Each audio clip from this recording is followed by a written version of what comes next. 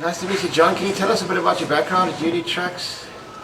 We started UD Trucks or got involved in the franchise in a town called Malmesbury in the Western Cape in around 2017 for the first time.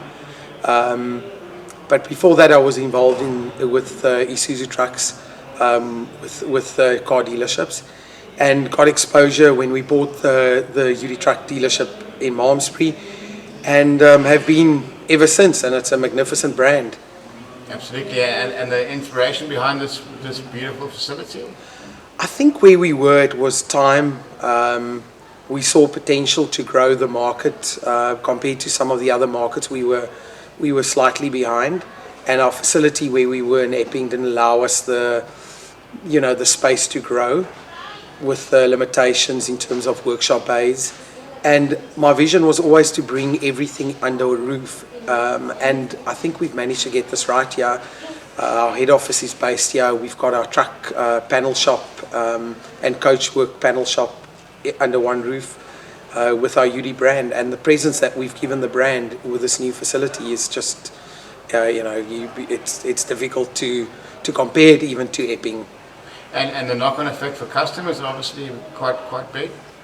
Yeah, we were a little bit worried that we might be slightly further out compared to Epping, but we found the feedback we've had from customers was that it's very easy to get here, not congested. For us, the move, it was 9 out of 10 was only positive things.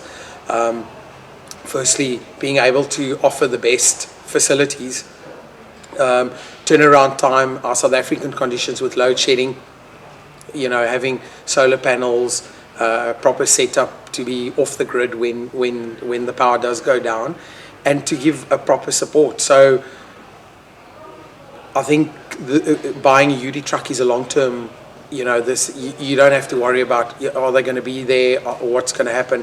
I think we've shown that we're in this for the long run. Has that been one of your key differentiators between your competition in this country? I think so. The name that's come with the brand? Yes, I think so. UD's got a big drive on sustainability, putting the customer first. I think there's certain technologies that we've implemented, telematics being one of them. And we haven't really touched some of the benefits of telematics. And those are all efficiencies and benefits that will come as we unlock them. We've got an all-new truck lineup arriving in 2025, which is going to change our business completely, with more truck offering to our customers. Is that more options, or is there a whole new fleet coming? It's more options and renewal of some of the fleets, especially with a JV or Isuzu Motor Corporation buying UD trucks from the Volvo Group, and the joint venture with a technology share agreement. I think there's some exciting things that will come from that. So how will that change the flavor of the company? Only for the positive.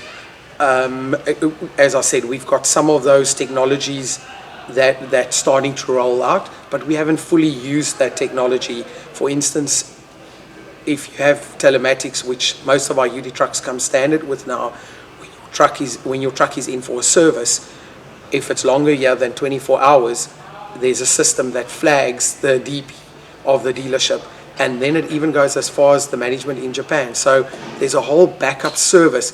So you're not just reliant on your relations with a dealer. There's technology that drives those service metrics. And time is money, so big effect for your customers. Absolutely. And in terms of EVs, is that something you're looking at? Possibly, is that part of the 2025 mix? You're putting me on the spot here. To be honest, I'm really not sure. I think it's a discussion that's happening behind, on the UD side, the UD OE side. I know that there are some running around in Japan. Whether it will come here and whether that is the right application for us is a big debate. And I think we've all thrown our opinion around that. There are some brands that are testing the EV space at the moment. Whether we are completely ready for that, I'm not so sure. Exactly. That's normally the Japanese way to stand back and see how it all plays out. Yeah. And the Quant's been making moves in the sort of more heavy side of things. Are you seeing a big uptick in that side of the business?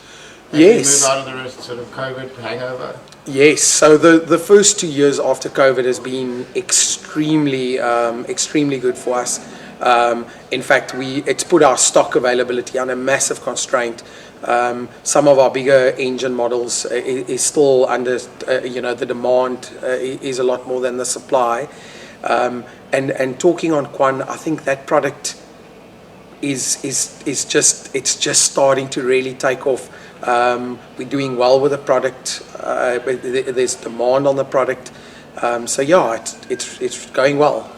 I think our big focus now is to really get the efficiencies going. Yeah, when you move into a new facility, taking old systems and processes doesn't always work, and we're also finding our feet a little bit on making things easier for customers.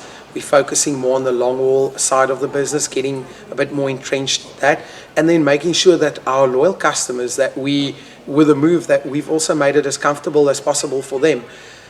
We started offering services by servicing on site with customers for minor services.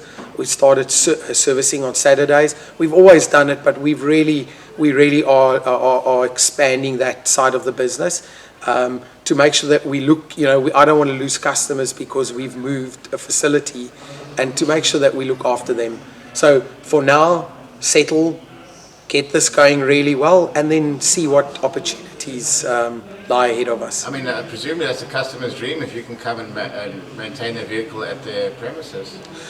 Yes, we've got one or two customers we've got two customers that we are actively doing that with. There are some limitations because you can really only do minor services, but again, it prevents a trip, it lessens the downtime. So far that's working well for us, and we're going to continue to expand on that to see how do we make it easier for the customer. And believe it or not, this facility is nearly 24,000 square meters, and it's already taking strain with volumes. You can play 2 rugby games inside there. Exactly. So you're already hitting peak volume, which is where you want to be as a business. Exactly. I think we're still at about 70%. We're not efficient in terms of the space. I think if you've got lots of space, you're a bit spoiled. So you just park trucks the way you want to park it. We haven't really been pushed to look for the efficiencies. But the encouraging thing is we're really busy, which is fantastic. Second-hand side of the market still vibrant? Absolutely. So it's a side of the business that we wanting to grow and develop. It's something. When we bought AAD Truck and Bus a month before COVID in February 2020, it was insignificant, and we've managed to get a sustainable used number, selling 10, 12 used trucks a month now, and we're carrying 25 to 30 used trucks. So it's growing nicely, and our vision is to get to 15 to 20 used trucks a month, and there is a market for that.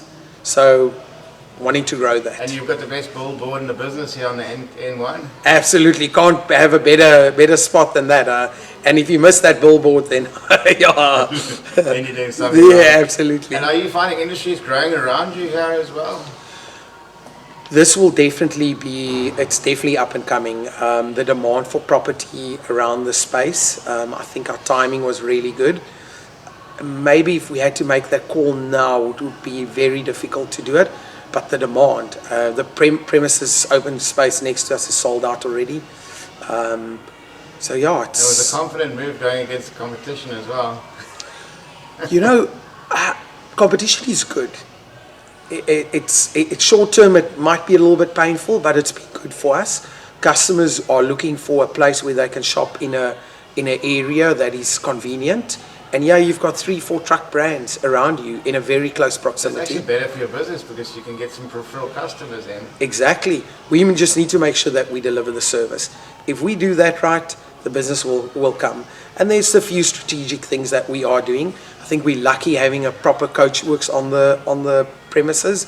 We're attracting a lot of other brand customers. And once they experience the service that we deliver, we've picked up some sales from that. So hopefully that trend will continue. Absolutely. All the best for the future, sir. Thank you very much.